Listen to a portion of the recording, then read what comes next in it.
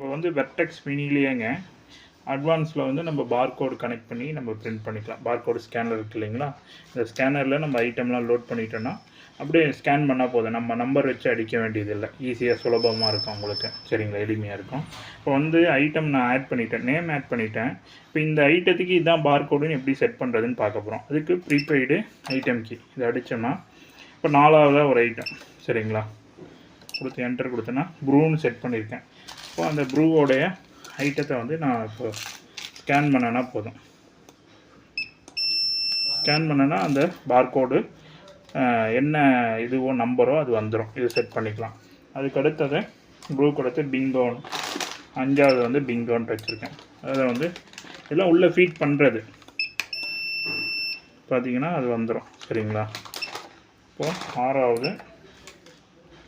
6ஆவது பிஸ்கெட்டுங்க. சரிங்களா,